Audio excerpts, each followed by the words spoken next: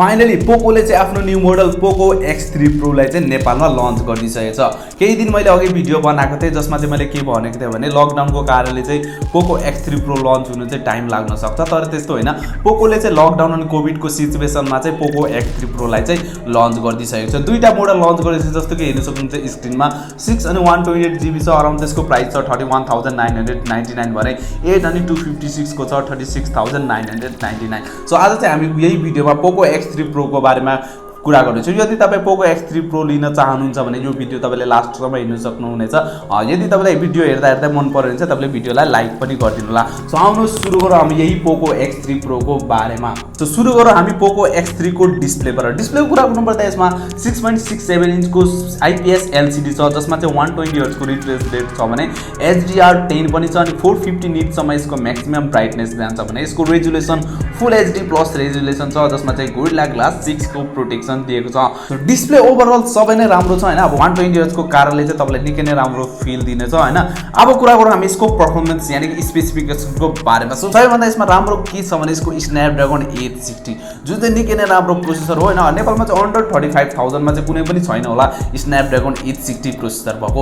So यसमा Snapdragon 860 processor छ जुन चाहिँ बनेको छ 7 नैनोमिटरमा भने यसमा OS छ एन्ड्रोइड 11 अनि CPU छ Adreno 640 अनि स्टोरेजको कुरा गर्नुपर्दा यो चाहिँ मैले अघि पनि भनेको छु ग्लोबली यो चाहिँ तीनटा भेरिएन्ट छ हैन, जस्तो कि हेर्न सक्नुहुन्छ स्क्रिनमा, तर नेपालमा चाहिँ दुईटा अवेलेबल छ, जसमा चाहिँ UFS 3.1 को स्टोरेज छ। अब हाम्रो के छ भने अर्को राम्रो कुरा यसमा क्यामेरा छ। 48 मेगापिक्सलको क्वाड क्यामेरा छ, जसमा चाहिँ अर्को क्यामेरा 8 मेगापिक्सलको अनि अर्को 2 मेगापिक्सलको गरेर तपाईको जम्मा 4 वटा क्यामेरा दिएको छ, जसमा चाहिँ तपाईले 4K भिडियो रेकर्डिङ पनि गर्न सक्नुहुन्छ अनि सेल्फी क्यामेरा 20 मेगापिक्सलको दिएको छ। सो क्यामेराहरु पनि ओभरअल यतिको फोनमा चाहिँ हामी एउटा गुड मान्न सक्छौं हैन, राम्रै मान्न सक्छौं किनभने अन्डर 35,000 मा तपाईलाई एउटा स्न्यापड्रागन 860 भएको प्रोसेसर अनि क्वाड क्यामेरा भएको फोन त डेफिनेटली तपाईले चाहिँ राम्रै मान्नु पर्छ हैन। अब यो चाहिँ सेम लुक्सको कुरा गर्नुपर्दा यो चाहिँ सेम लाइक पोको X3 जस्तै, जुन चाहिँ पोको X3 Pro को अनबक्सिङ भिडियो हेर्न चाहनुहुन्छ भने लिंक म डिस्क्रिप्सनमा हाल्दिन्छु, त्यहाँ गएर पनि हेर्न सक्नुहुन्छ। तर पोकोले चाहिँ पोको X3 Pro लाई चाहिँ के भनेको छ, यसलाई चाहिँ हामी पोको F1 को सक्सेसर मोडल भनेर चाहिँ लन्च गरेछौं। अब नाम चाहिँ डिफरेन्ट छ हैन, पोको X3 Pro अनि पोको F1 डिफरेन्स हुनुहुन्छ, तर चाहिँ यसलाई पोको F1 को सक्सेसर मोडल भनेर पनि भनेको छ पोकोले। ब्याट्रीको कुरा गर्नुपर्दा यसमा 5160 मिलिएम्पियर को ब्याट्री छ भने तपाईले चाहिँ बक्समा यसमा 33 वाट को फास्ट चार्जर पाउनुहुन्छ। पोकोले चाहिँ के भनेको छ भने यसमा 100% चाहिँ तपाईलाई 1 घण्टामा चाहिँ गर्न सक्नुहुन्छ, जस्तो कि यो चाहिँ मैले भनेको हैन।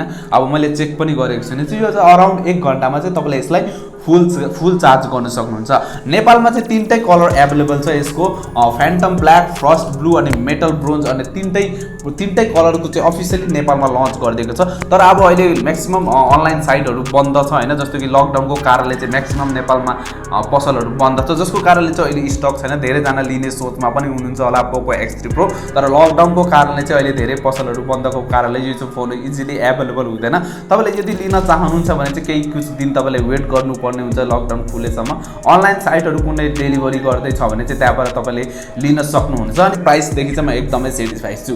अब 8 अनि 256 को चाहिँ 35,000 भए चाहिँ अझ राम्रो हुन्थ्यो, तर 37,000 चाहिँ छ यसको प्राइस। कस्तो लाग्यो यो मेरो डिटेल्स भिडियो हैन। यदि तपाई अनबक्सिङ भिडियो हेर्न चाहनुहुन्छ भने चाहिँ प्लिज यो च्यानललाई चाहिँ सब्स्क्राइब गरेर राख्नु होला, किनभने यहाँ तपाईले सबैभन्दा छिटो अनबक्सिङ भिडियो हेर्न पाउनुहुन्छ। मैले पोको X3 को चाहिँ अलरेडी अनबक्स गरेको छु हैन, लेटेस्ट मोडलहरुको मैले Redmi Note 10 Pro Max को अनबक्सिङहरु गरिसकेको छु। यदि तपाई हेर्न चाहनुहुन्छ भने त्यहाँ गएर पनि हेर्न सक्नुहुन्छ, मेरो च्यानलमा डिफरेन्ट अनबक्सिङ भिडियोजहरु छ। यदि तपाईलाई पोको X3 Pro को चाहिँ अनबक्सिङ भिडियो चाहिन्छ भने सब्स्क्राइब गरेर राख्नु होला। जस्तो मेरो हातमा आउँछ यो फोनमा तपाईलाई अब डेफिनेटली सुरुमै अनबक्सिङ भिडियो ल्याउने कोसिस गर्छु। सो जाँदै फेरि भन्न चाहन्छु च्यानल सब्स्क्राइब गरेर मात्र जानु होला, भिडियो लाइक गरिदिनु होला। हामी भेट्नेछौँ यस्तै कुनै इन्ट्रेस्टिङ भिडियो। तपाईसँग गुड बाइ, जय नेपाल।